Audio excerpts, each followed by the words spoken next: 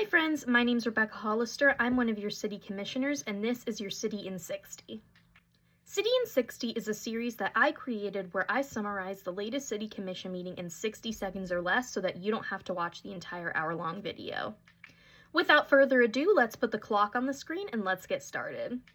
There were 5 proclamations for Child Abuse Prevention, National Sexual Assault Awareness Month, Library Week, Public Safety Telecommunicators Week, and Arbor Day.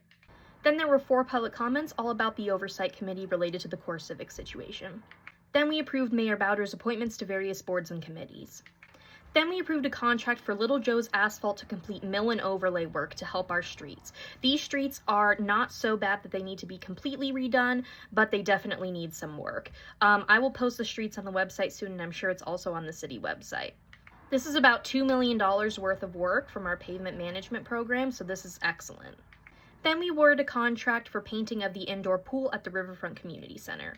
Then we awarded a contract to Municap, Inc. for the Star Bond Revenue Study. This is our independent study, not the study that the Commerce Department is doing. We then closed 2 special use permits, one for a daycare and one for a taxi cab service. Both are no longer in business. One moved and one just out of business. Then we approved an ordinance for the Youth Advisory Commission, which I'll talk about later. That's it. It was a pretty straightforward meeting, but there are 2 things here that I would like to highlight. The first is the Star Bond Revenue Study. As a reminder, last November, the city approved a Star Bond project. It would make a Star Bond district out of the Plaza area, as well as the area of Abels Field, and possibly later on the area of Ray Miller Park. What is a Star Bond district? Basically, it means that any sales tax, including state sales tax, that would be generated by people going to businesses in that Star Bond area would go to paying back the developers, paying back these bonds that are going to be issued for the developers. They are meant for areas that are dilapidated and would not otherwise be developed. Because it uses not just city incentives, but also a state incentive, the state sales tax money, the Kansas Department of Commerce has to do their own revenue study. But because people who buy these bonds want to know that the project is going to generate the revenue that they expect, the city is also doing a revenue study.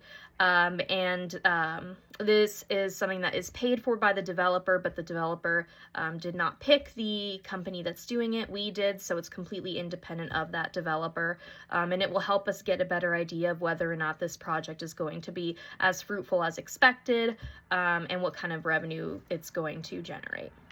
So in case you were wondering, where is the development on the plaza at in the process?